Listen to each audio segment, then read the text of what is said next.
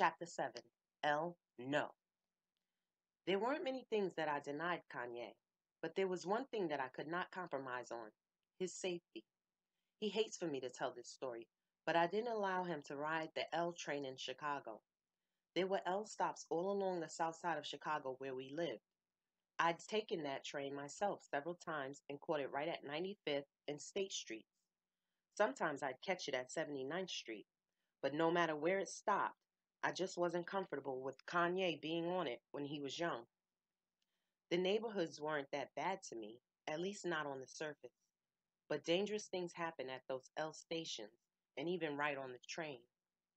When I first got to Chicago, Larry Lewis gave me a crash course in riding the L.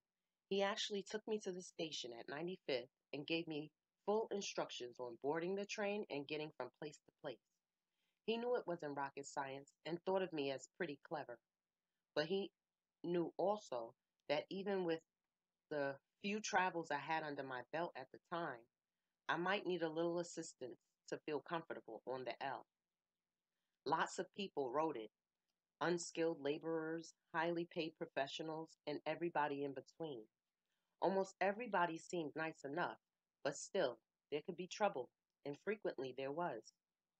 Larry was a native Chicagoan who had grown up on the west side of the city.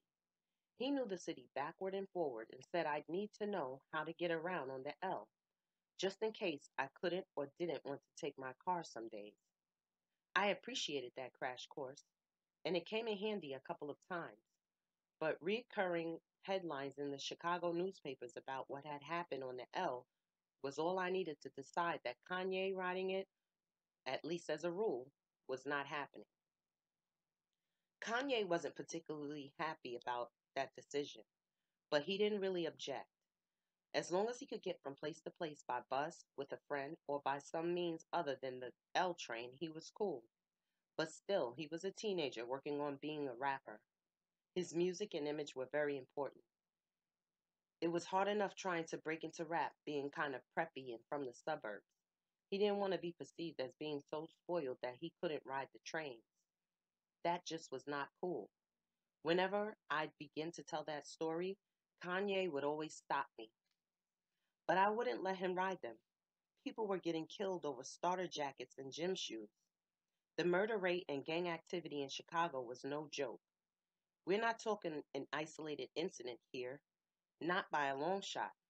And I wasn't going to risk anyone taking Kanye's Air Jordans or his starter jacket, or worse yet, his life. Life itself was not sacred on the L. I preferred to drop him off and pick him up if need be. Otherwise, he didn't need to be there. I hesitate to tell this story even now. I'm all too familiar with the press and the context they build around things. That was 15 years ago, and the next thing you know, we'll see a headline that says, Kanye's mama says, L no. What I was really saying is safety above all else. I was really blessed though, because Kanye wasn't interested in hanging out and getting into trouble. He was too consumed with his music. There weren't any keyboards on the street corners, so he preferred to be in the house making music. He was comfortable there, and I always allowed him not only to make music at home, but to have any and all of his friends over too.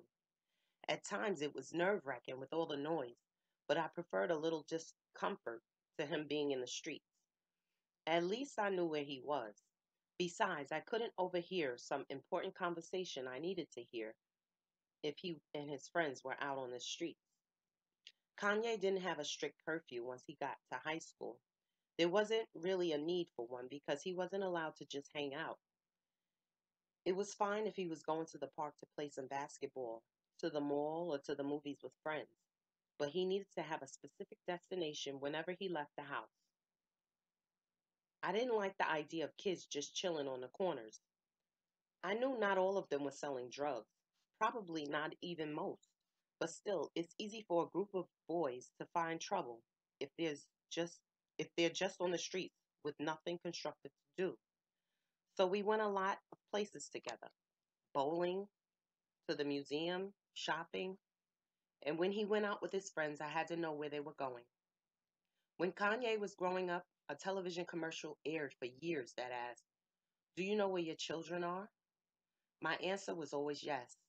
I felt it was important to know exactly where Kanye was, or at least where he was supposed to be. I never understood why all parents didn't insist on knowing. Was I being overprotective? I wouldn't say so. I was just being the best parent I knew how to be. I needed to know not only Kanye's friends, but the parents of his friends. That way we could stay on top of things better. Besides carpooling to take the kids to school or a movie, we talked sometimes when they didn't even know it. We do a little collective parenting by comparing notes, and it helped keep our kids on the straight and narrow. Most of that happened after we moved from South Shore Drive. After the bike incident, one day while Kanye was out riding his bike in the park behind our house, some pretty tough kids, all older than he was, demanded that he give it to them. Kanye wasn't about to do that. Instead of handing it over, he jumped on it and rode off. As he took off, though, one kid slashed the tire with a knife. I was through when Kanye told me about it. That could have been him they slashed. If it wasn't safe for him to ride his bike in a park that backed right up to our backyard, then it was time to move. I began looking for someplace else to live. Call it black flight or whatever. I was ready to go. What if the next step was to recruit him for some gang or something? I wasn't having it. It didn't take long to find the house in Blue Island. Scotty agreed to purchase the house, and he, Kanye, and I moved in. I was still teaching at Chicago State and was able to arrange my schedule so that I'd usually be home when Kanye came from school. When I couldn't, Kanye came straight from school to my job at Chicago State until he was 12. There, he'd work on his homework until it was time for us to go home. It was a good arrangement. Kanye was usually able to complete most of, if not all, of his homework in my office. That way, he'd be able to watch some TV when he got in, unless he'd used up his entire major network TV watching hours for the week. I restricted those and monitored the shows he did watch as best I could. I knew how damaging watching too much TV and watching the wrong kind of shows could be. Public television was open season. As long as he'd finish his homework and chores, he could watch all of that he wanted. He knew what was expected of him, whether he'd sneak and break the TV watching rules while I was at work or not. Now, 12 or 13, I'd be surprised if he did not. But Kanye knew what was expected of him, and I'm certain that just having the rules in place and being expected to follow them made a difference. I wasn't a drill sergeant, but Kanye knew if I expected something of him, he'd better comply. It was the least he could do. I worked very hard to make sure he had everything he needed and most of what he wanted. But he would be required to do his part. He would have to do his chores and follow all the rules. I didn't have that many, but the ones I did have were important. No riding the L, no hanging out on corners, no watching too much TV. Not talking back was another rule. I felt that was disrespectful, and I still do. This didn't mean he couldn't disagree, raise questions, or express his feelings freely. I encouraged that. He just couldn't raise his voice at me or at any adult. That's all.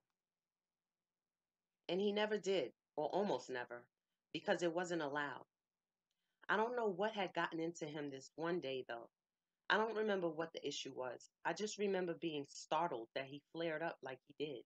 It caught me off guard, but not so off guard that I didn't shut him down immediately. It didn't take hitting him.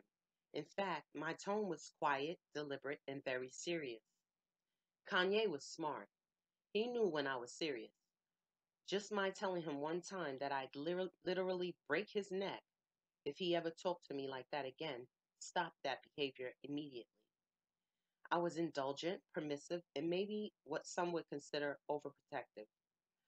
But I did not allow for one moment my son talking to me in a disrespectful tone. Kanye knew also what I expected of him in school. He had to make good grades or else.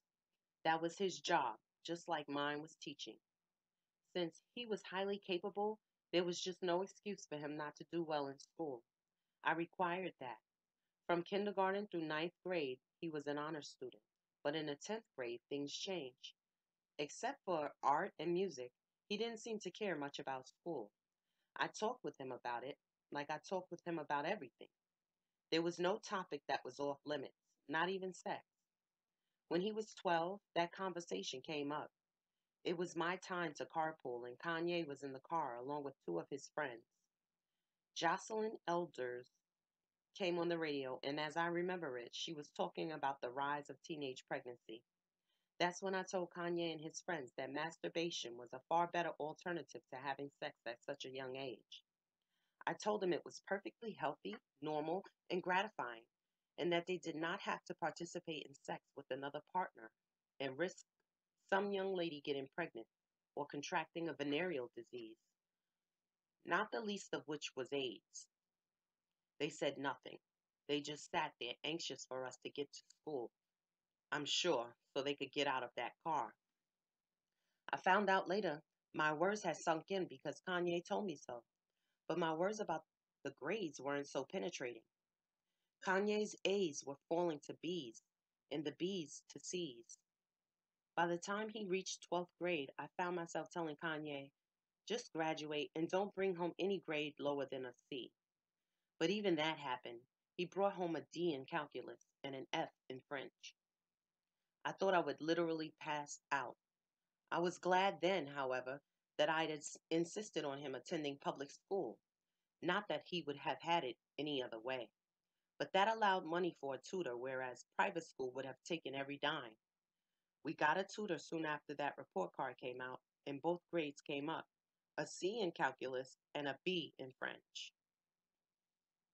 Now, if he could manage not to get suspended again or not get Saturday detention again, we'd be home free. Thankfully, I didn't regard the infractions as too serious. Kanye's school had almost a zero tolerance policy, and he got suspended for going to sleep in study hall. I stayed on Kanye, though, and he snapped back into what was acceptable. I was glad he did so. I could resume indulging him. A few C's remained, but I praised him for his accomplishments much more than I chastised him for his C's. I was proud that he was winning every art competition that came along. He was also making $1 million beats, and I told him so. It wasn't just talk, they were really dope beats. I tried to give Kanye the world as long as I thought he had earned it. Some parents do just the opposite. They are so strict that their children never get to find out who they are. They are so demanding that their children feel the weight of the world on their shoulders. I've never considered that effective parenting. Effective parenting requires being close to your children, which in turn requires mutual respect and balance. I bought Kanye the things he wanted, and he did what I asked of him, for the most part, anyway. Admittedly, I was demanding, but now and then I was not. Scotty, on the other hand, was a stern man who, like me, had high expectations of Kanye, at least in some ways. But unlike me, Scotty never let Kanye get away with anything. Sometimes it angered me. Kanye had to wash the dishes, mop the kitchen floor, make his bed, clean his room, clean the bathtub, take out the trash, and cut the lawn. And he had better do a good job of all of it. Even though I had my nose, I thought Scotty was being a little too strict. But he was used to dealing with boys in his auto mechanics class, and he'd had three sons of his own, all grown by then. I wanted Kanye to have the strong male input on a day to day basis, so sometimes I just swallowed it since Scotty was never physically or verbally abusive. Still, sometimes when Kanye wasn't around and couldn't hear me, I'd tell Scotty I wasn't raising Kanye to do manual labor. Nevertheless, I'm glad I didn't stop Scotty from enforcing the rules. Children need the support and discipline of two loving parents, today more than ever. But we do not live in utopia, and it's not realistic to think that all children will have that. But we must do the best we can to provide experiences and set parameters that are most conducive to our children becoming happy, healthy, productive adults. Every child deserves that. Some parents choose not to be as attentive as I was. Some might say it was a bit overbearing, but I disagree. You've got to set the nose, the boundaries early in a child's life. It may not be writing on the L that you object to. Your nose may be different, depending on your own perspective. But parents have to show up, as my friend Keith Cunningham always says. Showing up and being there is a prerequisite for accomplishing anything, especially raising a productive human being.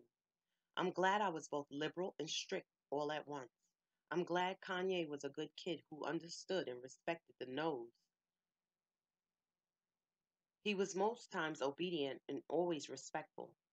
That kept someone from having to get me out of jail for killing him. As I think about it, there were quite a few no's, but I am certain there were far more yeses. Parents always Parenting always has its challenges, and at times it is a struggle. But Kanye made raising him easy.